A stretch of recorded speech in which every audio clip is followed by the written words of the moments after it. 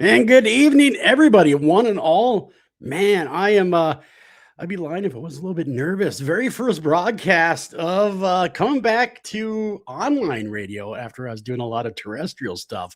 So we're back. You guys all know me. I'm Joel Sturgis. You guys all hanging around with me. Love each and every one of you guys. Thank you guys for all asking me, hey, when you come back? When you come back? So I decided the other day we're gonna come back. We're gonna do it bigger, better, and faster. We're gonna do it with StreamYard, so you can actually see my ugly mug and maybe see the beautiful people I'm talking to.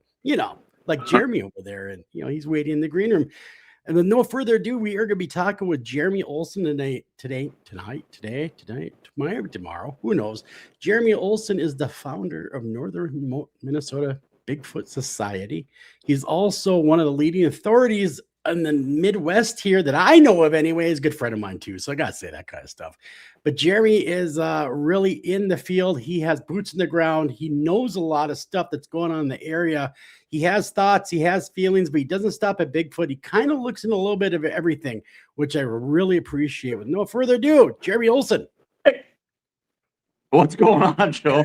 I'm not a leading authority. I wouldn't say that. I would say so, though. I'm knowledgeable. In your area. I mean, where you are, where you live. I mean, you know quite a bit about the area, and you know the sightings, and you're kind of got the finger on the pulse. You know what helps with that is all the people that give you the stories, and then you can go check them out. And I'll talk about one story that one of my followers on Facebook gave me the other day, which is kind of crazy. And I think I shared it with the group with Minnesota Bigfoot Research Team, because again, I'm part of that team too, and part of the North Star Sasquatch group with Todd Scoville up in Northholm and Black Duck area. So you kind of get around a little bit. So kind of get along. You're right. Yeah. So pretty much most of northern Minnesota. So, well, what's cool is you being in multiple groups like that. Like you said, it covers a lot of ground, and it also opens you up to more stories. You hear more from different sides. You know what I mean? And I'm also a member of the Minnesota Bigfoot Research Team, right along with you. We have a lot of fun. In fact, we had our event this last October, and that was a lot of fun. So if you've never been, it's in Grand Rapids. That was a lot of people. It was a lot of people. We had a great turnout. It was a lot of fun. Every year it's fun, though. This is like the 5th or 6th annual. I can't remember anymore. I think it's 5th or 6th, but Abe has put his heart and soul into that show. I will tell you that. Yeah. So. Yeah, he has. Yeah, he is. Abe is a hell of a guy, and he every year he just puts a banger on. Yeah. He just does it, man. He just works tirelessly. So I gotta tell Abe, thank you so much for doing that for the community and for our group. So I mean, like this last year, it was just so much fun. What's cool about the event is everybody is like-minded, and it's more like a family oriented, atmosphere. It's like everybody talks and they have a good time. Well, and that's the thing, a lot of people we do that town hall right away in the morning. Yeah. And then people will get up and tell their story, but it feels to me that they're really hesitant to say it. And then they'll come to you after the show or during a break or something and say, hey, by the way, I didn't want to get up in front of everybody, but this is what my experience was in the woods or whatever it was with. And then you sit there and, do a mental note of everything. It's like, holy cow, it's like, okay, from your perspective, I believe that you did see something. Mm-hmm. Yeah, at least I believe that you saw something, and I get that, and that's awesome. Like I normally MC that town hall meeting over the last few years, and get up and the people, when they actually stand up, you could just tell it takes so much courage for some of these people to actually want to stand up and talk to everybody else. And I give them a lot of credit because it's not as easy as it looks, because here you are in front of, hundreds of people going, this is what I saw. I don't know what's going on with it, but this is what happened. And they just tell us. And I think part of what makes them really happy is the non-judgment going on. Like, Yep. nobody's like, "Oh, bullshit, you didn't see nothing." So there's no judgment, and somebody comes, they can actually just, "Man, I've been wanting to tell this tale." I think we had one guy, he was up there for 20 minutes or so, and he talked about his experience that happened, like, in the '70s, and he'd been holding this in. I don't know if you remember that gentleman or not, but Um, God, is that the same gentleman that was there for the Reamer days? yeah, yes, yes. In fact, Okay. Yep. speaking of Abe, let's add him to the stage. Abe, you there? Oh, Abe's on. He is on. Speak of the devil, and he shall appear. All right, Abe. Well, oh, no, he was there, but now he's gone. Well, Oh, anyhow, that's so all we're gonna right. get along. That's all good, man. But yeah, remember he came up and it was like he actually started crying.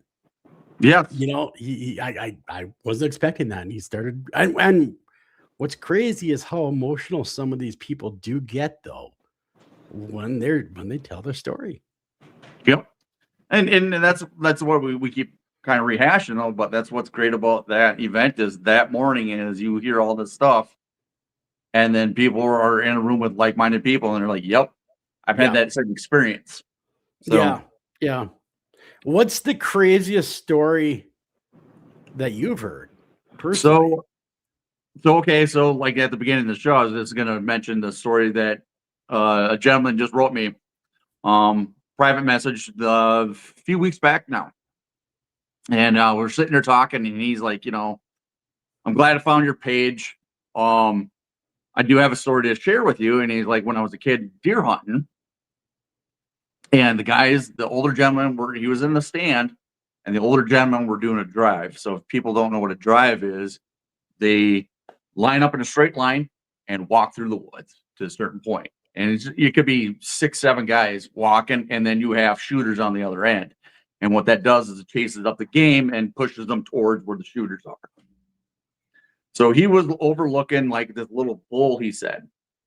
Mhm. And and again, I'm kind of paraphrasing this because I would have to go back and reread his story again. But it was a bull that he was looking in, and he said something ran out on 2 feet. He looked at it, he pulled up the gun, and he couldn't shoot it. He just like, I couldn't do anything. And he froze. He's Yeah. like, I didn't know what I was looking at, but it wasn't a deer and it wasn't a person. So I started asking him some of these questions. I said, well, where was this? And he's like, well, it was kind of on some Blandon land. I'm like, huh. And so backstory on Blandon land, Blandon owns millions of acres around here in Itasca County. Mhm. And what they do is it's for the paper mill. So it's a Mhm. bunch of pine and popples that they own, so they can go in there and clear cut land and regrow trees and go back and clear cut land again. So he's talking about Blandon land and people, and it's open to the public. So that's where they were hunting, and he's talking about this. I said, "Oh, that's interesting." I said, "I own or not own, but my property butts up on some Blandon land too, and I've had some weird experiences kind of in my property area." I said, "Where's this Blandon land?" So he told me where it was, and literally this Blandon land that he's talking about is 3 miles from my house. Wow. What are the coincidences? Mm. He was telling me a story about when he was a kid and the Blandon land, and again, I'm having weird experiences at my house. That this Blandon land is 3 miles from where I'm having these issues at. Yeah. And then on top of that, it was last year I was investigating a property that's about 2 miles away from the same spot. Mhm. So Mhm. it's kind of like a little Bermuda Triangle right here. So, and we just started talking about all this, and he's like, "Well, is the land still there?" And I would pull up satellite imagery and stuff, and said, "Yep, it's still all privately. It's all landed land, and here's the road that goes in there, and everything else." So he's like, "We're trying to get something set up for probably like spring or summer to go back in there, and hopefully we can get it filmed and stuff, and see and watch his experience going back to that same spot that he had his experience at." So you mentioned you have odd things at your place. Yeah, So you willing to share? I am. So this was over the springtime, and I just moved into this house 3 years ago. And I'm kind of by Hill City. So the one day I'm sitting here watching TV, and all of a sudden I heard this big thud.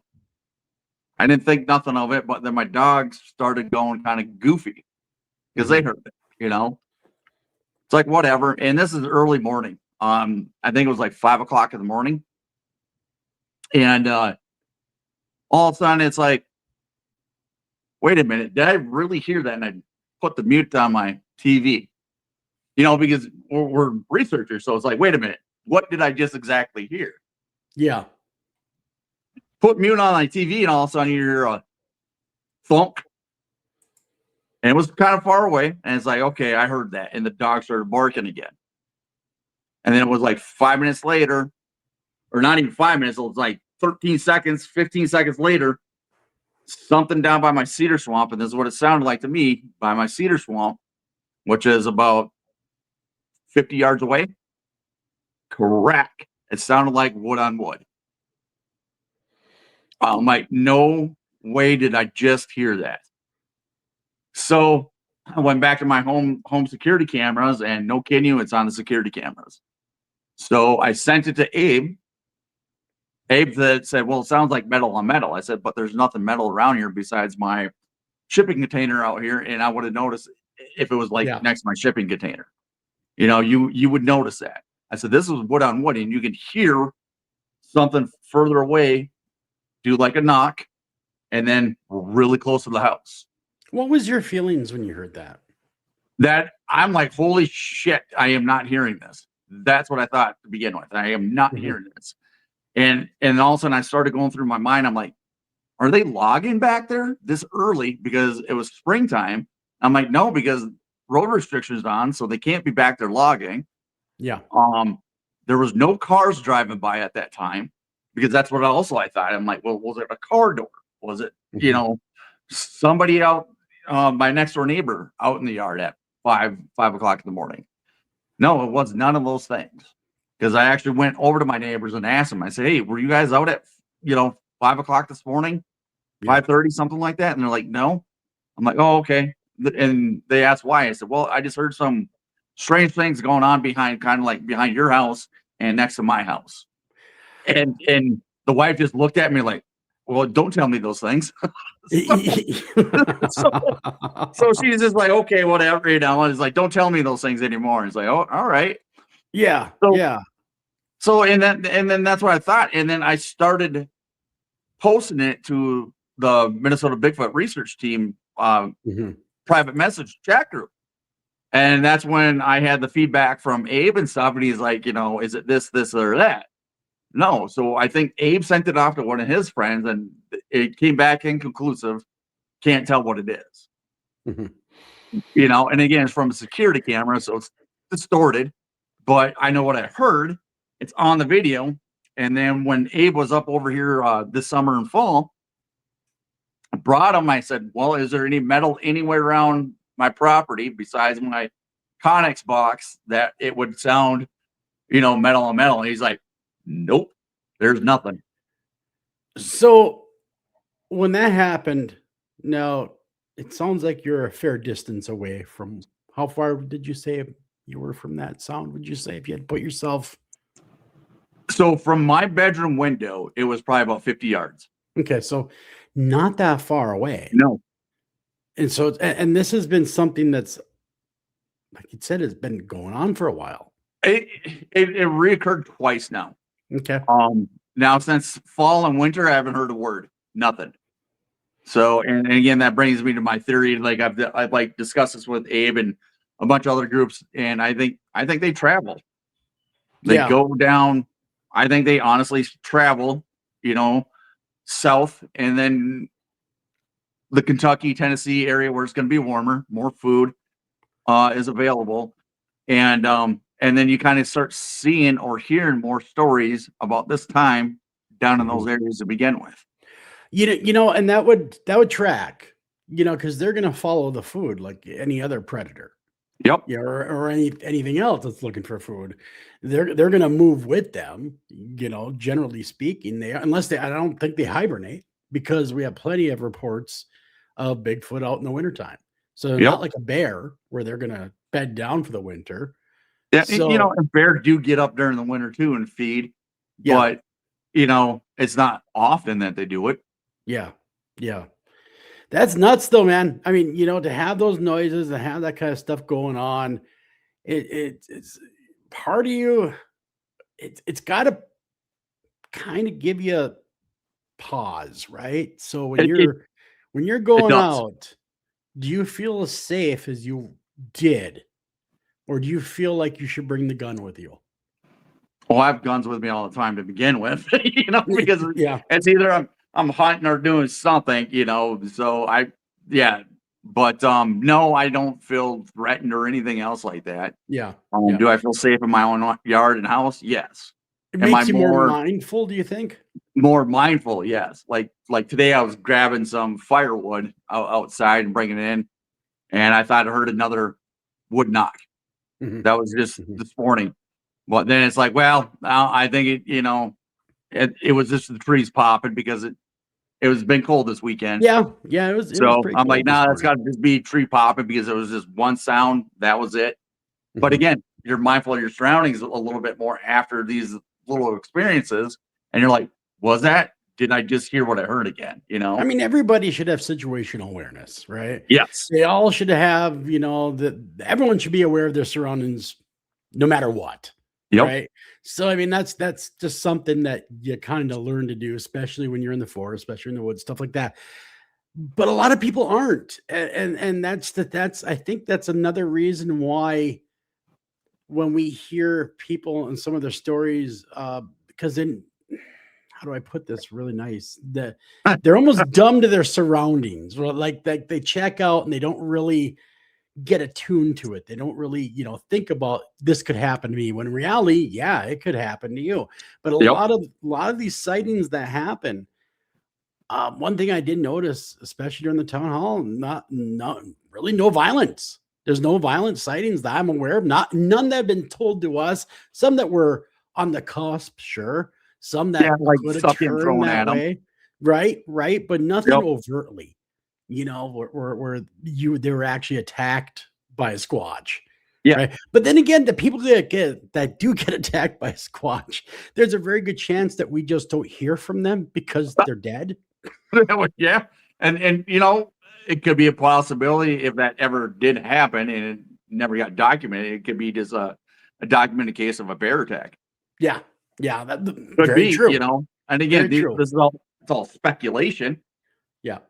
So I'm gonna show you a picture, and Okay. I wanna get your opinion on this picture. It's pretty iconic, for people that are not that because it's gonna be podcast form later. People that are listening, this is the famous Reamer, Minnesota trail cam picture of an alleged Bigfoot. What do you gather from that picture? What do I gather from What that? do you think? Well, I'm obviously, asking. it's fake. Yeah. The first thing I noticed out of this picture is like when I seen it in the paper was black and white. It wasn't colored. Yeah. But if you bring that picture back up real quick, Yeah. Let me do that for you. if you don't mind, I don't you mind a see at bit. the top of the head, Yes. that's a reflective surface. So the person's got probably a flashlight, a headband flashlight on. Well, that I noticed when I was looking at earlier today. I wonder if it'll let me zoom in here with this. But then Maybe it all the won't. Maybe straight it won't. legs, it looks like That and clothing. the gloves on his hands might be a bit dead giveaway. Yep, that too. So this was sent to me again from a listener. Actually, it's a member of the Northern Minnesota Paranormal Research or group that we have there. And Okay. they gave me that picture again. I've seen a billion times, right? And that's where that came from, courtesy from them. And they're asking my thoughts on it. And I said, I honestly, God bless Reamer. They've done a lot for the Bigfoot community. Yep. They really have. They've been an advocate for bringing it to the mainstream. But I personally, and my own opinion, you can hang me if you want to. I think that's a guy, It right? is. Yep. And 100%. now this is a picture. What I believe is a Bigfoot, And I believe that's the only solid evidence that we have. right? That's the Patterson Gimlin film, Bigfoot, Patty. Now that is entirely different looking than this. Yep. Not even a comparison, right? So we have those two items, those two pictures. They're both supposed to be Bigfoot. But one thing that the PG film has, it's amazing. We were talking about this. We talk about it every year at the conference, and it's always touched on. But it's amazing how many years that footage still stands the test of time because it's real. Yeah. You know, that's the thing. You know, they all want to debunk the undebunkable because it's legit. Wasn't it University of Minnesota that did a whole bunch of studies and tests, and then they tried to recreate it and everything else? They can't recreate it. Yeah. They can't debunk the film. They can't debunk anything on that. They're like, can't be done. Right. And what's interesting about the film, and it doesn't show it in the film, how rocky that terrain was that Bigfoot Patty was walking in, and made it look like it was walking through a park. Yeah. You know, I mean, it was not like smooth terrain. I mean, it was big rocks. There was a lot of stuff, a lot of terrain a normal person would have to negotiate to get through there. That thing. It was a washout, wasn't it? Yeah. A lot of big stones, a lot of big rocks in the way of it, you know. But you know, why don't you tell us a little bit about your group, man? Northern Minnesota Bigfoot Society. So I founded this it's been about a year and a half ago now. So I was part of another group called Itasca Bigfoot Research Center. And there's a falling out between myself and the other person, and I'm like, you know what? Not gonna deal with it. I'm just gonna start my own group. And all I wanted to do is just get out there, hear these stories, and see if I can help people understand what they see. Not everything that people see or experience is Bigfoot related. It isn't. It's just the way the world is. A lot of things can be just explained. Somebody just sent me pictures, thought they had Bigfoot footprints. I looked at them, and you could see that they were bear prints because it was a double instep. Yeah. Like, no, it's tough, but you can see it, you know, and it's stuff like that. And they like that. I think they like the straightforwardness of saying, no, okay, now I see it, you know. Again, I'm not out there trying to, you know, rip their heart out and saying, nope, you're just full of shit. No. Yeah. Let's take a look at the evidence, solid evidence, and see what we can come up with. If we can identify that as a bear print, human print, or whatever other print, then that's what it's going to be. Now, if we look at this print or the evidence and say, hey, guess what? It doesn't match up with A, B, C, or D. Well, now we got something on our hands.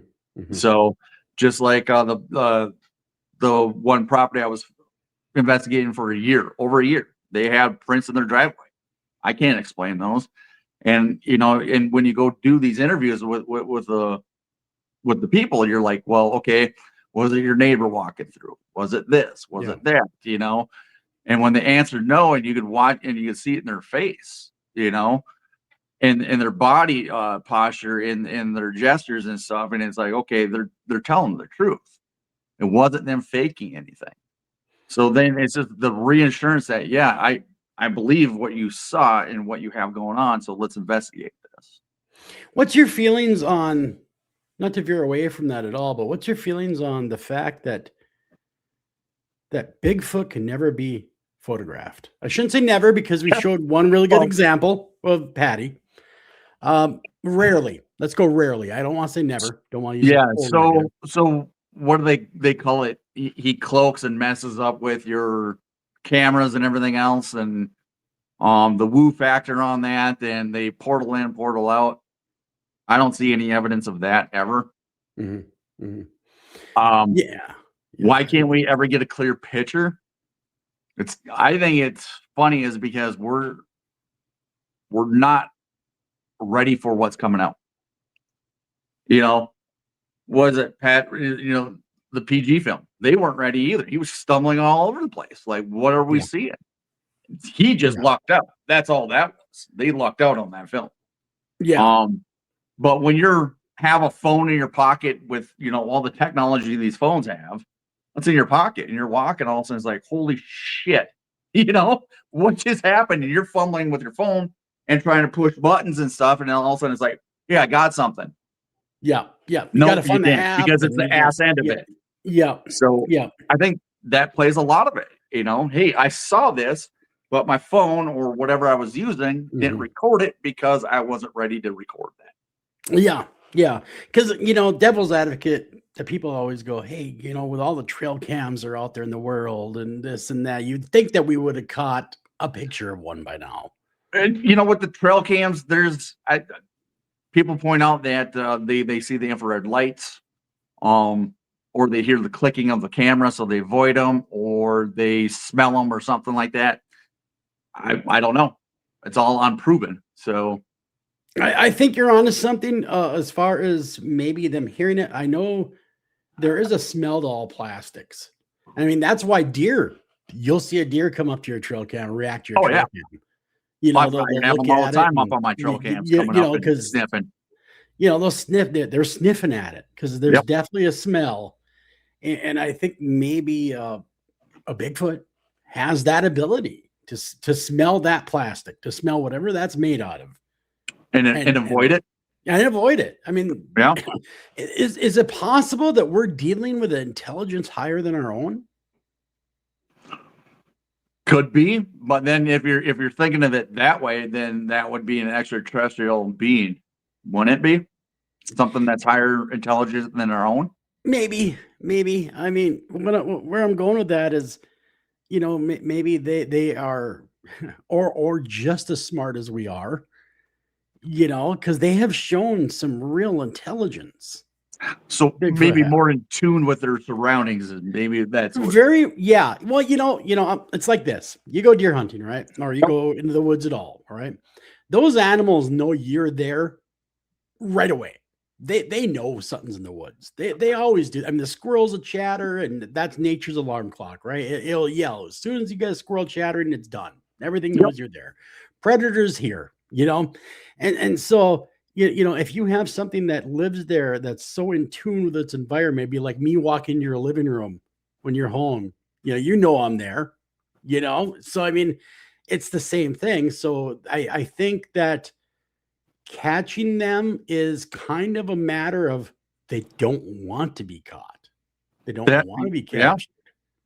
And that's all it comes down to, because every interaction that they've had, generally speaking, for the most part, it's probably been negative. I can see that. Yeah. If they just perceive us as a threat, I suppose I would avoid me as well. What else are you into, Jeremy? Are you into UFOs? Are you into stuff like that? Where do you stand on all that? So speaking of UFOs, I've had more encounters with UFOs than Bigfoot stuff. So, and again, this was in the Grand Rapids area, and I actually had this on film, which was, and again, that goes back to like, oh, wait, shit, what are we seeing? Pull out your camera, and by the time you pull out your camera, it's too late. Yeah.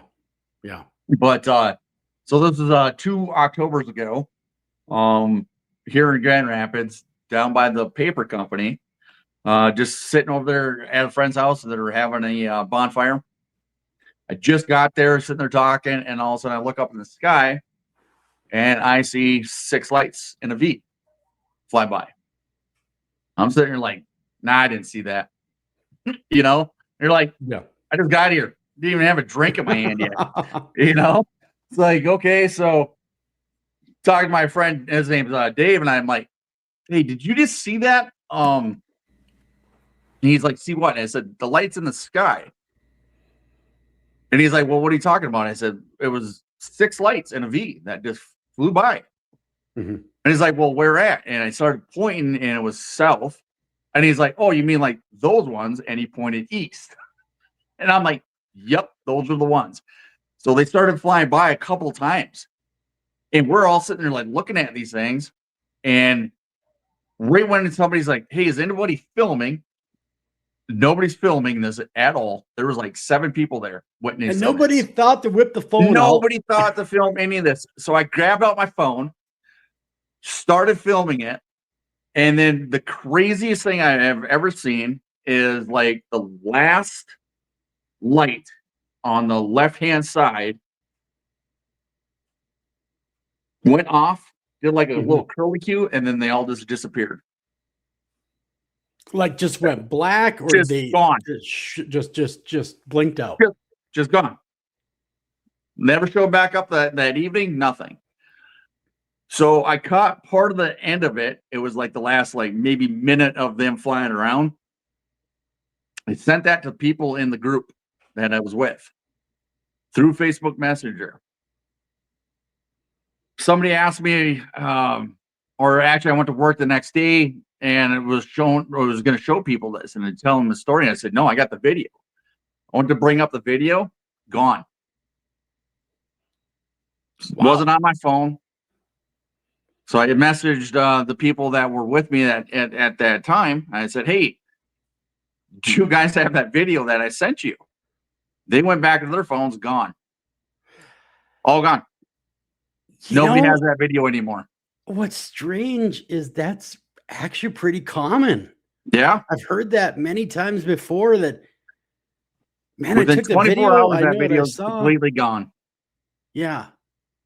So yeah, I've had more, like I said, more encounters of UFOs than I've had Bigfoot stuff. So you do the video, you catch it with the phone, you go show somebody, the video is non-existent.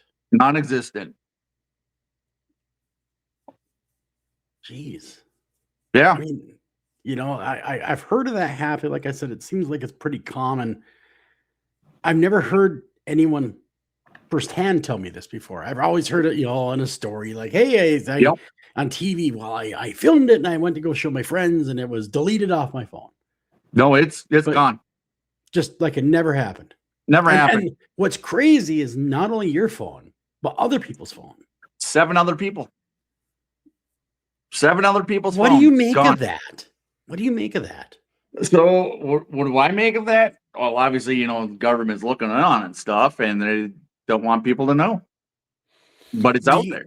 Do you? Okay, let's go down that rabbit hole just for a second.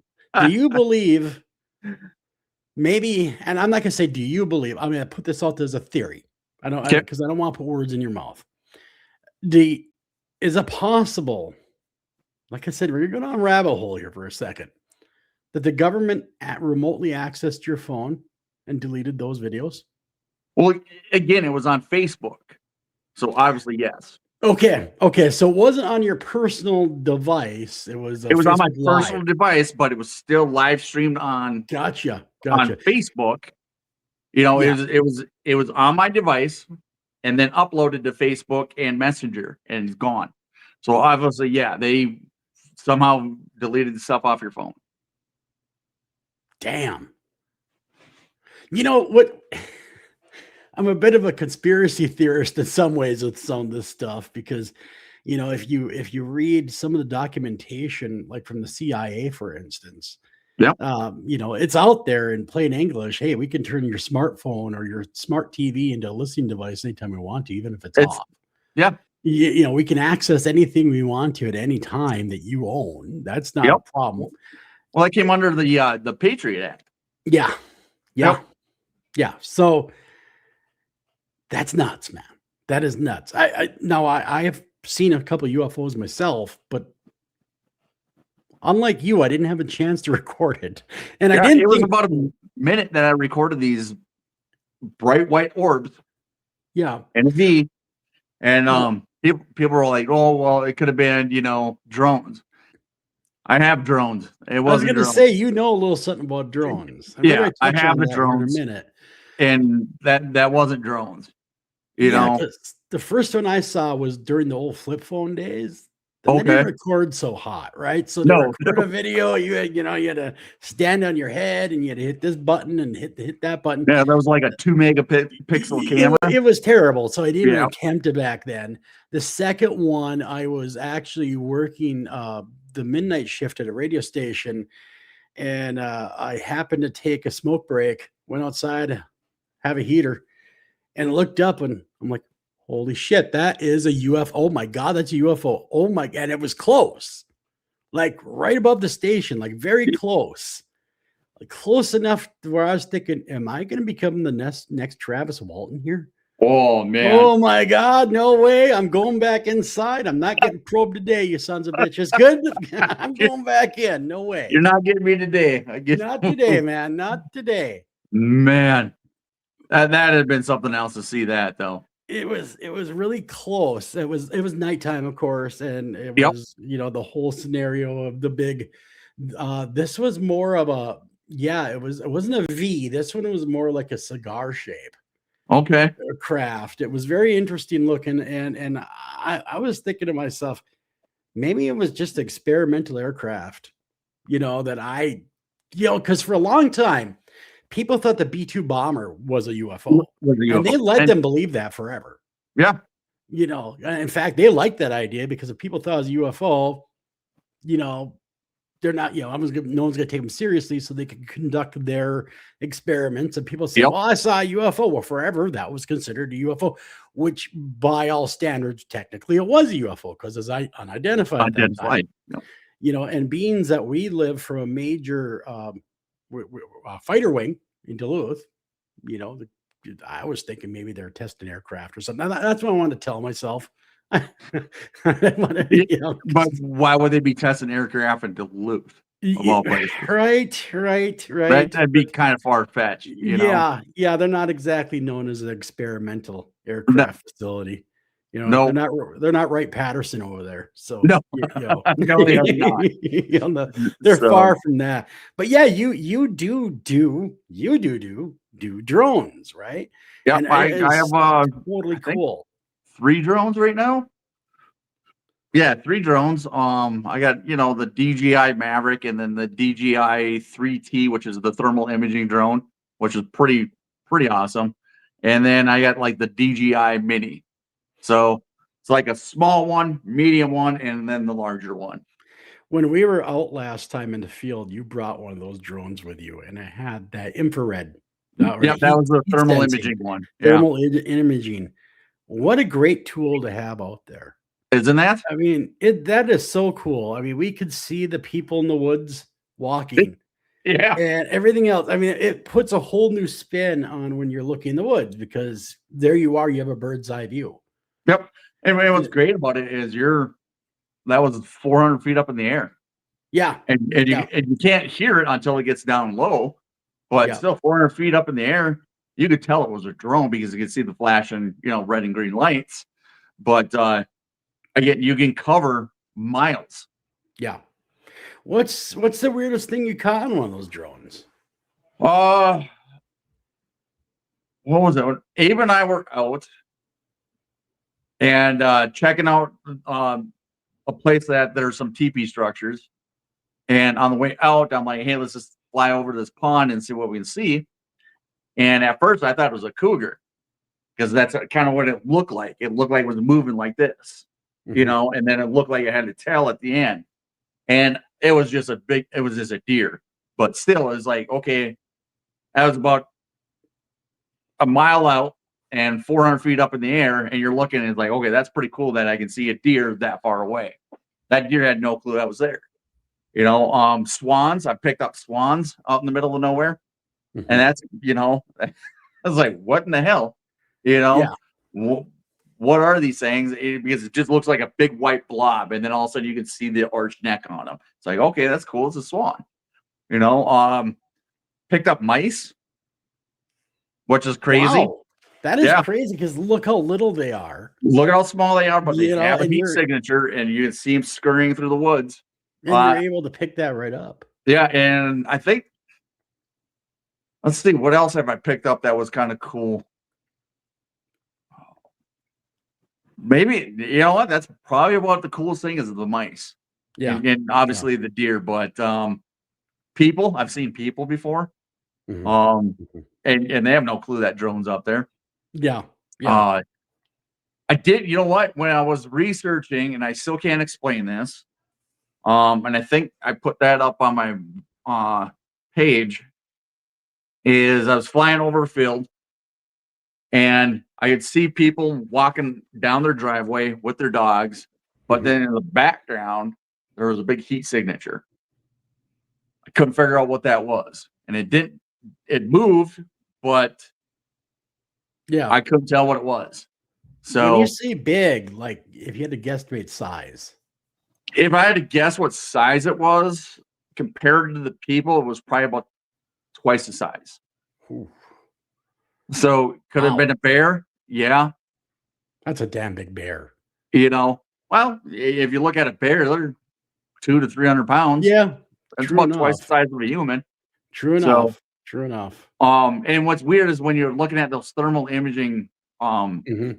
the image itself, they kind of look bigger than what they are because your heat signature is going away from you. Yeah, I was just about So to it's going to ask this. expand. So it's going to make it look bigger than what it actually is. Yeah, there's the expansion feature to that, Yep. So when you're looking at it, of course, it's radiating heat as well at the same time. Yeah. So you're not, I mean, you're getting a ballpark of how big this could be. Yep. But you Y- still y- can tell what it is. Yeah. And like I said, this blob that I was looking at, I couldn't really tell what it was. So I could have Mhm. been just too far away. But I definitely could tell there's people and a dog. There's Mhm. 2 dogs and 2 people. Could tell them, but I couldn't tell what that blob was behind them. Yeah. Yeah. It kind of begs the question, how often are we watched by drones? Don't you know it? Yeah, probably all the Really, time now. because I Yeah, mean, yours were incredibly silent. yeah, When we were out there, I didn't hear it until you came real low, and I could start hearing it when you're about, what, 30, 40 75 feet? feet. Yeah, yeah, and I could hear it. Yeah, But before that, I didn't hear a thing. it's crazy, isn't it? You know, But that it's really kinda crazy, when you think about that, because you hear more and more how drones are being used. well, Yeah, DNR uses them now all the time, trying to Yeah. catch poachers. Yep. Yep. So I'm sure I've had drones fly over my house all the time. Yeah. Um, Yeah. and I just don't know it. Yeah. Yeah. No, no, you're right. And now Uh, Amazon's going to start using drone delivery. So do you think, we've gone too far with drones? I think we should stay where we're at, honestly. Just But I think the software behind them could get better. yeah. Yeah. Well, look at so speaking of the software and drones and thermal imaging, look at what the Michigan DNR just put out saying I don't know if you've seen this article yet. Michigan DNR believes in Bigfoot now, and they show a picture of a thermal imaging from a drone of Bigfoot and 2 sets of tracks. Hmm. Right It's away, I looked at legit? that. I'm like, that's fake. That's AI or something because Yeah. there's Yeah. no way that thermal image is that clear. So it's like, no, but I mean, getting to AI really quick though. oh, AI geez. has really made it tough Yep. in some regards, because there's a lot of tricksters out there, right? That would gladly use AI to fake some evidence. Yeah. And I luckily don't know anyone that would, I would myself. hope not. I mean, I don't know anyone that I mean, I've heard about it. I've heard of, whisperings in the back. Hey, that's definitely AI. And Yeah. and but AI is getting so compelling. I mean, really, some of those AI videos, you're hard pressed to tell the difference. It's tough. It really is tough. You know? And it's just going to make our community worse, I think, Yeah. because Yeah. now everybody's like, nope, it's fake. It's AI. Well, no, Yeah. this is actual real evidence. I'm showing you real evidence. Nope, AI. Yeah. Yeah. I So it's was going to make there, it man. tougher for You know? us to prove the evidence that's there. And I think to get to the point of actual proof, it's going to have to be a body. Yeah. Yeah. I mean, I hope the day when the body is harvested, it's through accident. Yep. It gets hit by a car or this or Or that. they found it Uh, natural dead. yeah, I'd hate to think that anyone would want to shoot a Bigfoot, because that's our cousin. I mean, Yeah. and here's the thing too, is if you down a Bigfoot and they do the genome on it and it comes back human, you're a murderer. You know, Basically, I mean, we don't know yet. We don't know yet that could very well have human DNA. well, in myself and Michael Hexum Pops, we talked about this quite a bit, and he's had more sightings than anybody I've known and more experiences. I think we're both on the same page of what one looks like. I don't think they're 10 feet tall. If there was something 10 foot tall out in the wilderness, I think we would be able to find that pretty quick. Yeah. Look at polar bears. Polar bear, what? Top height's 12 feet, I think. So Yeah, and you're that's a going to damn tell big me polar there's bear. some creature Yeah. running around in the woods that's 12 feet tall, that size of a polar bear, and we don't see it? Mhm, mhm. I Yeah, think but that, again, this is my opinion on this. I think that's far fetched. I think they're more about that 6 foot to maybe 8 foot range. That's you know, more how plausible to me. how Um, often though do you hear people, because it was so traumatic and because it was so fast, exaggerate the size? all the time. You You know, can never it was trust an giant. It eyewitness. was Yeah. huge. Especially when you're just surprised and you're kind of Yep. scared, and there it is. It's a minute, and yeah, the the growth factor is huge, man. Yeah. Because well, look at everybody that's ever shot a deer. That deer always looked bigger before I shot it. And hey, it was 100 yards away when it was like 30. Yeah, yeah, yeah. So Perceptions, that's why police don't trust eyewitnesses to begin with. yeah, You know, yeah. um, they also did a study, or not a study, but a thing on, was it Monster Quest, if I can remember right, where they cut out the silhouettes of something. I believe it was like one of the Mothman things, episodes, and they cut out the silhouette. One was small, one was medium, one was like huge, and people would drive by it and say, "Okay, this is what I saw." Well, the small one became the huge one, and then the huge one became the small one. Mhm, mhm. So it's like, yeah, so you're driving by something at night, your eyes are not going to adjust that quick to it. And Yeah. your brain's just trying to figure out what you just saw, and then it's going to put the puzzle pieces together. Yeah, I mean, if you're looking at something that is, of course, it's gonna be split second, 99% of that split second, it's there Yep. and it's gone. Your mind has to then play back that videotape in your head and Yeah. try to make sense of what it just saw and how big it was, all those things, because our brains love order, man. We Yep. have to have order and we have to have answers. It's just the way we are. So And yeah, that's why, when I go out in the field, I put a camera on my back, mhm, and then I have one facing me, facing forward too. So that way, if I have something behind me, hey, at least then that camera's facing behind me and can record it. And then I have something recording all the time though. yeah, So yeah. that way, if I turn around real quick and say, "Hey, what was that right behind me?" Well, now I can go back to my film and look. Mhm, mhm. What's the most credible evidence you've ever seen personally? So I'm part of a dog club. I'm not going to name the club right now. It's a hunting club. And the person that owns the property that we go to, for pointing dogs and stuff, they showed me a picture and this was in the winter, and it's when they own 200 some odd acres, all private. Can't get into this place at all besides through their driveway. There's no other place that you can get in through this. They had footsteps, Mhm. and they took pictures and pictures next, of these footsteps, and they followed these footsteps. Like, I think they said 2 miles through the woods, couldn't find anything, and that track just kept going.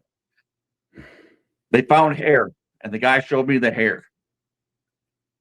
He still has it, and that is some crazy stuff. It still smells, so he'll open it up, and you still can smell it, and it doesn't look like bear, deer, or cow, or anything else like that.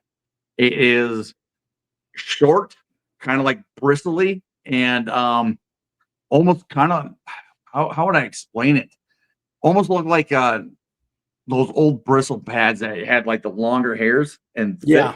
That's kind of what it looked like, almost like a pig hair.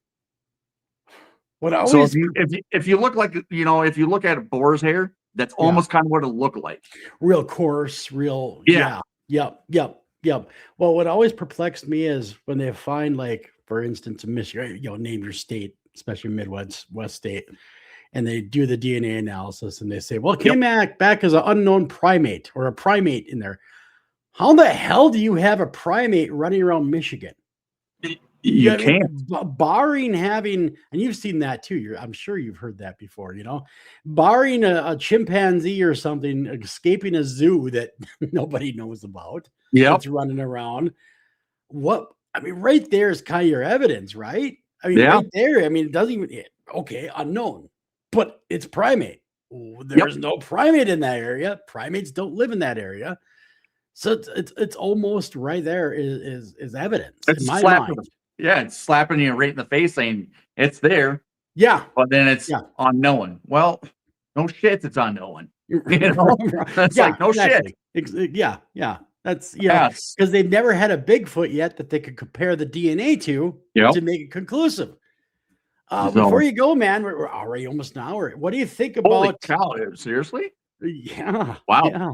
What do you think about the dogman phenomena? See, I don't know where that came from. That just all of a sudden up in in the last year and a half. It's been because I've gotten more reports about dogman stuff. I don't know much about it besides it's a half dog, half man, half something else or whatever. So are you talking werewolves? That's just it. It's weird because it's kind of reminds me of the black-eyed kid phenomena. Remember that? The what now? The black-eyed children. Yes. It kind of reminds me of that same thing, right? Where people there was reports hot and heavy, saw this, saw that, and it came out of nowhere, and then just as fast it left out of nowhere. Gone. Yeah. So I don't know. Again, I don't know much about the dogman. I don't know any. I thought I heard through the grapevine that somebody saw something around in this area of a dogman, or thought it was a dogman. I don't know. So the only thing I would say is, are wolves and coyotes standing up on their hind feet, and people are just happening to catch them? It's the new hybrid. The just like animals can adapt. And I was just watching this one video of this bear that stands on his hind feet because he lost his limbs. So now he stands up and walks, and it's a wild bear that this guy has video of doing this stuff. Well, they had a dog, not to cut you off, but they had a dog at the Home Sports and Travel Show in Duluth that could walk everywhere on its hind legs. See, it just because it lost its front legs and it learned how to walk upright. And it was running around, man. It was like it was nothing, like it was normal. And deer can do the same thing too. They just adapt to to what happens to them. They're tough animals. Otherwise, they wouldn't be around. Thing of it is, too, is I'd hate to see if there's a dog man that's real. If they're half as nasty as they claim they are, I wouldn't want to mess with that. I am good. I do not want to. I don't have silver bullets. Do you? No, fresh out, man. Fresh out. So now we're gonna have to when we go out investigating things, are we gonna have to start carrying crosses and silver bullets with us? Maybe a little holy water. Who knows? Jesus. Who knows? I don't think my backpack can handle all that. Man, it's been a blast. It's been a lot of fun sitting here talking shop with you and thanks for coming on. I think we could go for hours, man. Oh, easy. We could. Jeremy Olson, everybody. He is the founder and proprietor of Northern Minnesota Bigfoot Society, as well as a team member of MNBRT and Minnesota Bigfoot Research Team, and a good friend of mine. And he agreed to be my guinea pig on this very first episode of the show. We're going to have lots more coming. We're going to have Jeremy back. We're definitely going to have him back. we could easily do it. Maybe we get a few other people, maybe get a Bigfoot round table going too. Oh, it would be kind of nice to get like myself, you, Pops, Abe, and the other Connor, and why can't I think of Connor, and why can't I think of his other name now? Our other team member. Jesus. Wow, yeah, the other guy. Yeah, that one get guy. us in a round table or a Q&A of something, you know? Yeah, we're definitely gonna have to work on that. Well, man, I gotta get out of here. You got to get out of here. Thanks a ton for coming on, man. Thanks. All right, sounds good, Joe. We'll talk to you later. Thank you. Yep, sounds good. Bye. Yep, bye now.